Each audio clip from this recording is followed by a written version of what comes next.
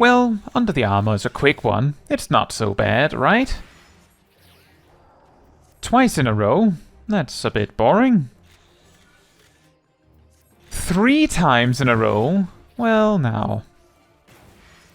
4 times in a row? Well, this session is not going to be great, is it?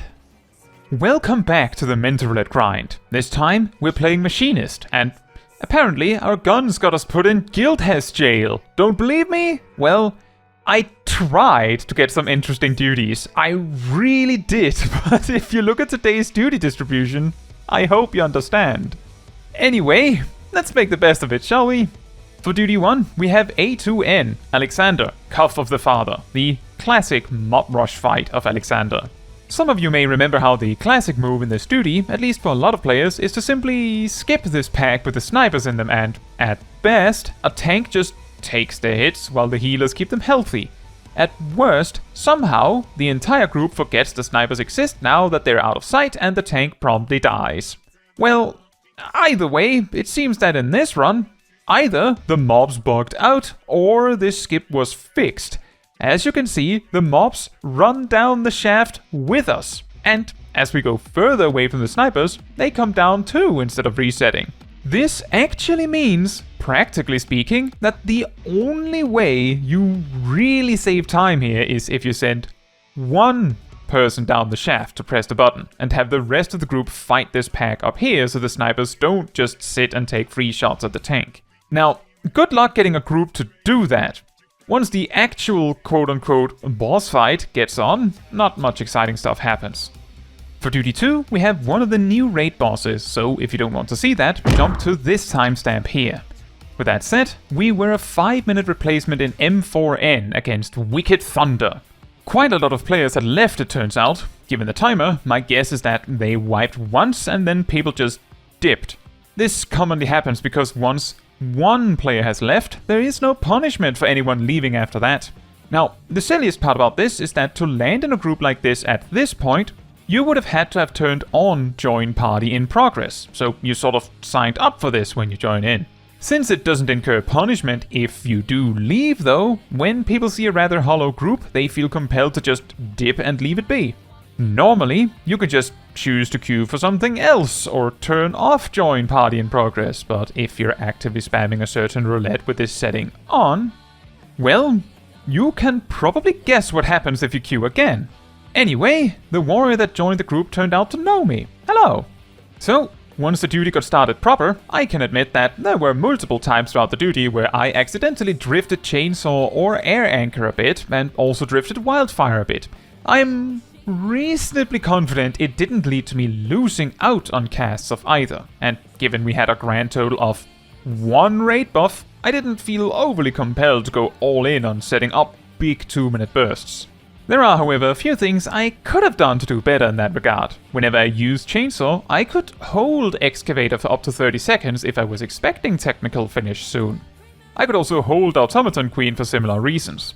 I could hold 1 drill and I could have held 50 heat gauge as well. That way I would have had at least Excavator, Drill, Automaton Queen and 1 hypercharge window to do a decent burst window with, should technical finish come out at a convenient time to use it. Now, we didn't wipe, but we did have a death when the Sage's game crashed. It happens. For duty 3, this is where the hell begins. Remember the duty distribution chart? Well, we start with pulling poison Posies, the one with the poison clouds that hurt like wow! Due to the fact I didn't have my step 3 combo piece, I felt the power difference between single target and AoE was so small that cleaving all the extra adds was probably worthwhile, even if it slowed down the damage on the boss a bit. Whether it changed anything at all, I can't say. For duty 4, we have Under the Armor, which classically is probably the fastest and easiest of all the Guildhests. Personally, I also just don't really like it. It feels so pointless. Even if the boss had more HP, I don't know what would change. For duty 5, we have the same duty again, with the same tank, so I'm guessing they're specifically queuing for it. Gee, I sure wonder why. After this point, I decided to take a 10-ish minute break to hopefully let them finish. Spoiler alert, this will not change a thing. as for duty 6, we have Under the Armor again, with the same tank. Now, this might get you wondering why someone would spam Guildhests like this, and there are 3 primary reasons you would. Before I get started on that, let me put it like this. Basically, all of the remaining duties in this set are Guildhests. I will probably mention it if an interesting one comes up. In the meantime, let's talk about this. Duty 8 was the Turtle Guildhest, which is slightly more interesting. With that said, the first main reason someone would spam Guildhests at all is that there is a challenge log to complete 3 of them and one to complete 10 of them. The one to complete 3 actually gives a decent amount of XP if we assume you're spending like 1 minute or so on each Guildhest at most. The 10 Guildhest completions give twice as much XP for slightly more than twice as much work, so you could argue that they are about the same. However, let's just say that the people in this set that we see spamming are spamming far too much for that to be the reasoning, I believe. Duty 9, we had the Goblin Guildhest, which is slightly more interesting until you realize the telegraphs to avoid hardly do anything if you mess it up. My main consideration in this duty was whether I should single target the barricades or AoE through them so we also deal with the goblins. Now, the second reason you would want to spam Guildhests is simply that all jobs that were implemented from A Realm Reborn to Stormblood are awarded a first time completion bonus for every Guildhest. So some players feel compelled to do this as a method for XP gains initially when unlocking a job. However, the problem there is that even the final Guildhests Ward Up and Solemn Trinity give so little XP through this that it hardly matters. Especially with the Stormblood job starting at level 50. Another argument is also that these completion bonuses are actually decent guild rewards relative to the level requirements. A cool 4 to 5k guild at level 40 for like 2 to 3 minutes of your time? That's not bad. And that's per job. For duty 10, we're back in Under the Armor again, with the same tank from earlier. This is about 20 minutes after the first Guildhest we did with this guy. If they were doing this just for the challenge log, they would have finished in like 10 minutes at most, so this ain't it. Now, what other reason could you possibly come up with for spamming Guildhests? For duty 11, we have the Turtle Guildhest again, but this Gladiator Sprout, maybe a newish player? I don't know, but they actually did this duty pretty much as efficiently as possible, so that was nice. On that note, the third possible reason you would spam Guildhests is actually a lot more devious, and honestly, absolutely absurd once you realize it. As Guildhests are the fastest duties in the game to complete. Under the Armor being particularly fast, some players abuse this fact to spam duties, such that they can reach the point in a duty where commendations can be handed out as fast as possible. What you will notice about all of the recurring characters in this set is that pretty much none of them have Mentor Crowns. Yes, I am indeed suggesting that these players are speedrunning Guildhests to farm commendations so that they can unlock the Mentor Crown, and presumably Mentor Roulette, as fast as possible. Awkwardly, this also has the knock-on effect of vacuuming a lot of actual mentors in Mentor Roulette into this, because the sheer volume of duties these players initiate requires players to fill these groups. It's actually quite funny if you think about it. However, for duty 12, we had the Guildhest Ward Up, which has a rather interesting twist. The 5 cameos have the capacity to respawn each other as long as one is still standing, forcing you to make sure you kill all 5 in reasonably... I would have said quick succession, but from what I saw, you actually have quite a bit of time. This is also forcibly demonstrated as one of them becomes invulnerable for a while rather early in the fight, so if you kill off the 4 others, it will respawn them, and then eventually the invulnerability will run out and you can finish the duty as normal. It is an interesting gimmick, although I would have preferred if the one that becomes invulnerable had a timer on that, because the fact it doesn't tells every mechanic handling part in my brain that I need to do something to make that go away. And the only thing I can do at this stage is kill the other mobs, and that, first of all, doesn't work, and second of all, isn't the intended solution. For duty 13, we have enemy Strongholds, which hilariously has this lever to open the gate. But if you try to use it before clearing the mobs, you will straight up just be told, no, it's too dangerous. What do you think happens if you pull the lever? Well, the gate opens. And then if you run through the gate and find the next pack and pull it, then you have 5 more mobs. The only reason this could even be remotely dangerous is because most jobs don't have AoE at this level, but the tank does. The second lever works just the same too. This duty actually has one more silly gimmick up its sleeve, but we'll be back. For duty 14, we're back in Under the Armor again, and guess who's here? This man has, barring potential breaks, seemingly been spamming this duty specifically for 40 minutes. Also, as you can see from other recurring names in the groups, he's not the only one either. For duty 15, we have More Than a Feeler, the marble with the weird bubbles.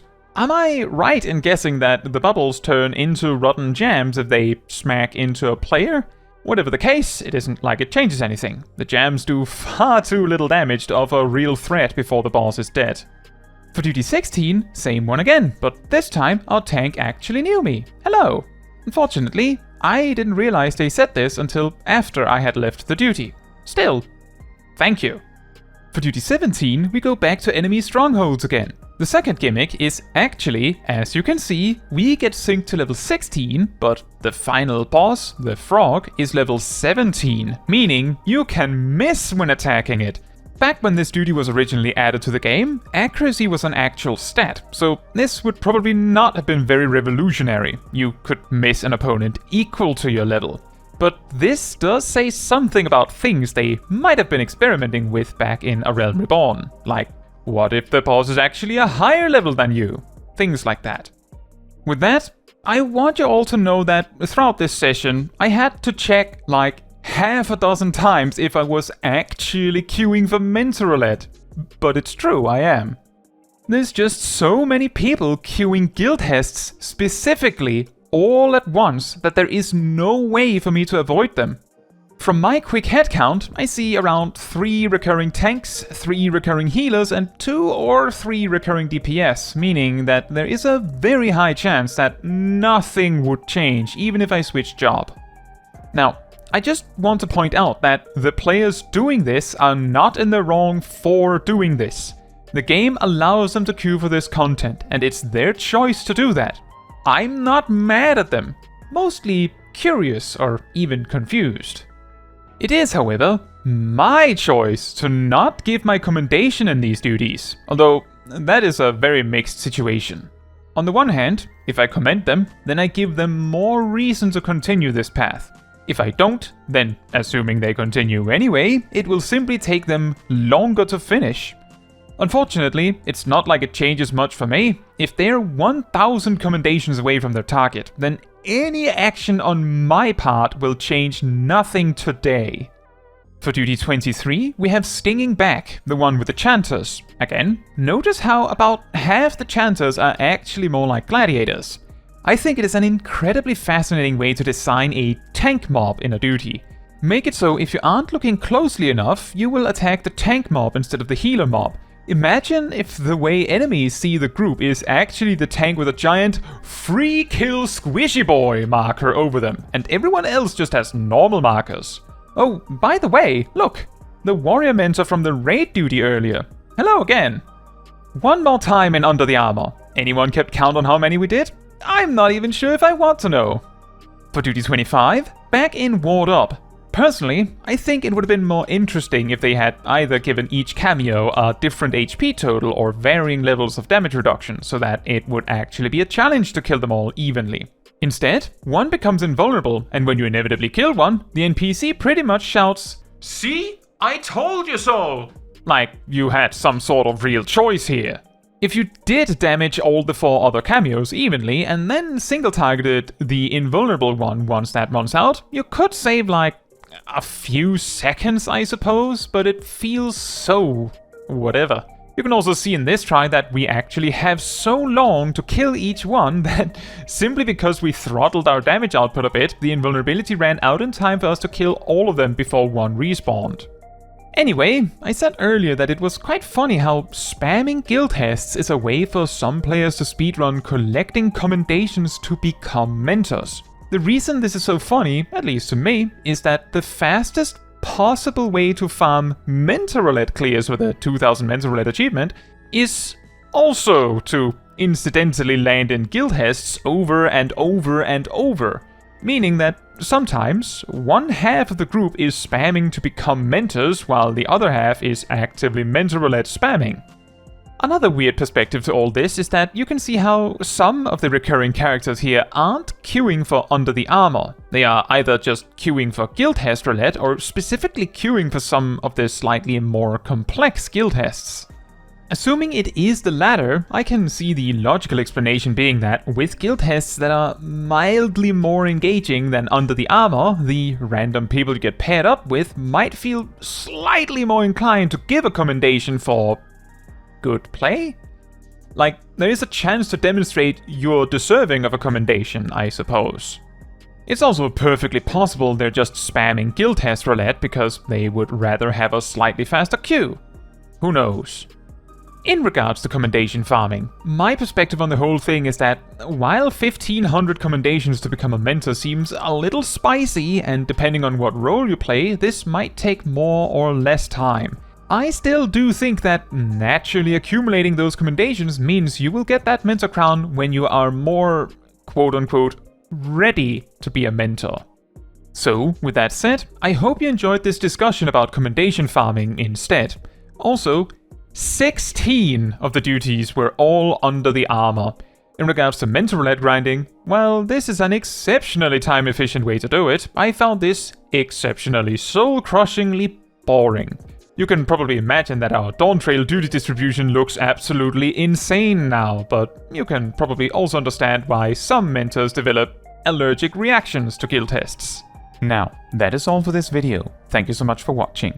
If you would like to support me and my channel more directly, you can become a member like these wonderful people here. You can also alternatively support me through Ko-Fi, link in the description. You can also support the channel by letting the YouTube algorithm know by liking the video, leaving a comment, subscribing, sharing, and hitting the bell to get notified when next I post a video. Fun fact, in the low level range where Clean Shot isn't even available, Machinist's filler combo actually alternates between being equal to Spread Shot or only 50% stronger. So if anyone should feel compelled to AoE even if the only relevant target is the boss, it very well might be Machinist.